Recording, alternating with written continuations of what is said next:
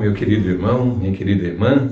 Nós novamente nos encontramos de maneira virtual para termos uma meditação sobre a Palavra de Deus. E é uma pena, é uma dor muito grande que nós não possamos nos reunir e nos encontrar justamente na semana que é a semana de Páscoa. E o texto para hoje é o texto da Sexta-feira Santa, um dia que para nós é um dia triste, é um dia de meditação, é um dia talvez de choro, de lembrar aquilo que o Senhor fez para nós.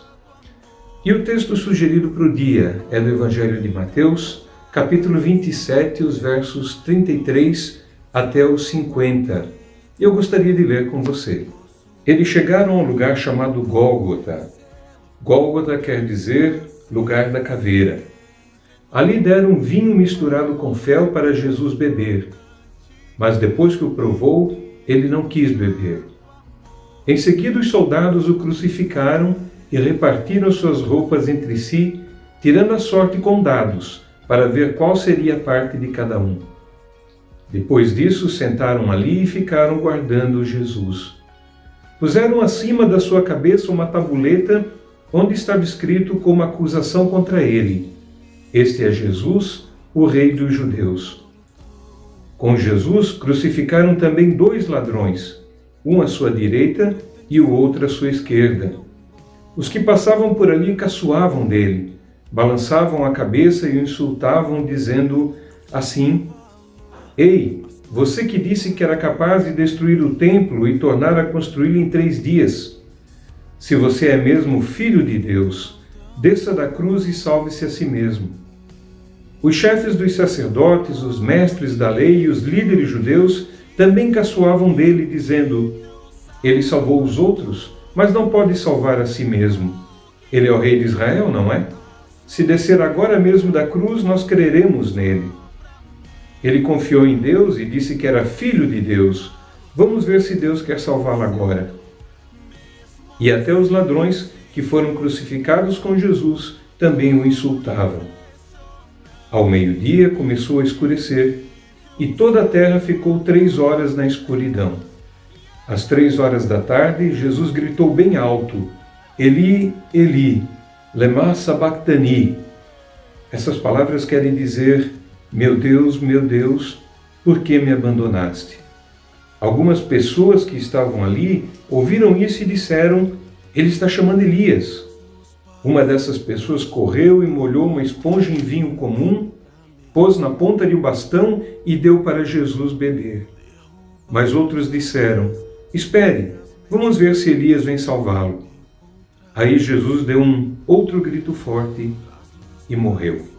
Até aqui a nossa leitura. Não fazia muito tempo que Jesus tinha entrado em Jerusalém.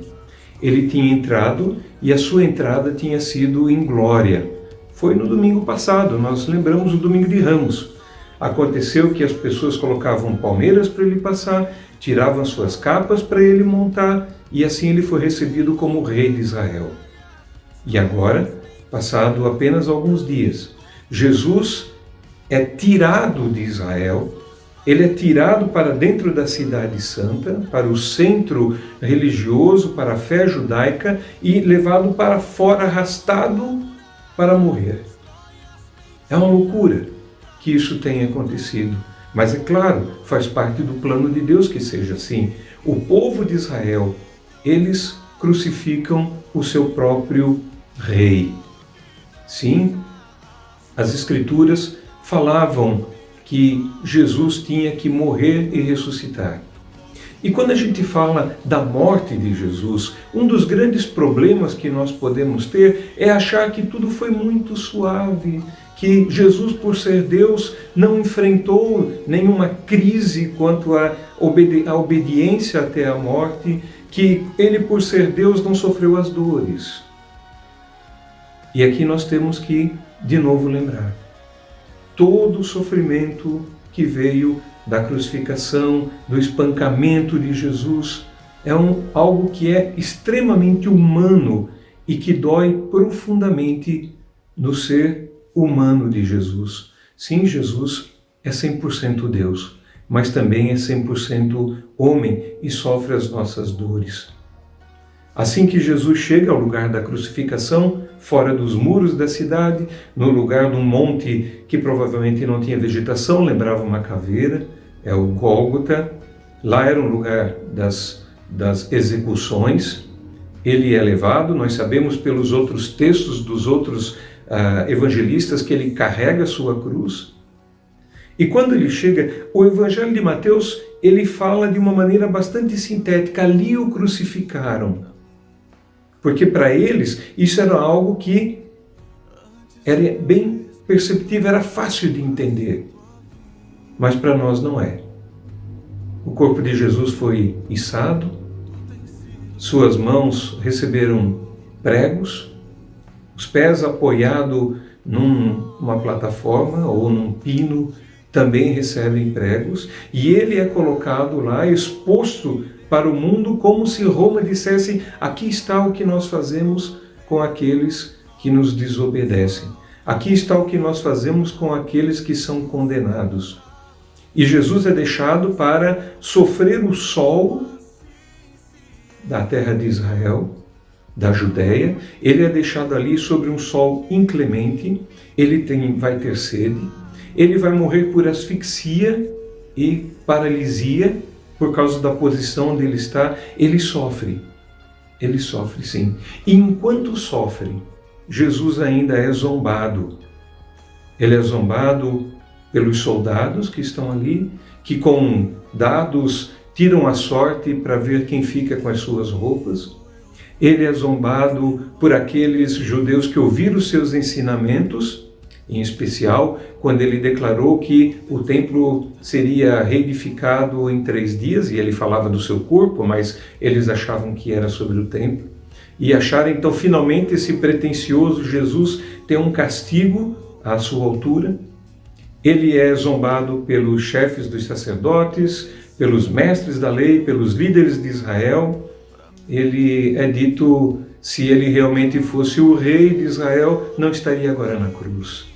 Isso lhes dá um prazer especial, o fato de saber que eles podem matar a Jesus, que eles podem matar aquele que era enviado para ele. Mas vejam o absurdo da cena, de tal maneira o mundo se volta contra Jesus, que até os outros condenados da cruz, eles também zombam de Cristo.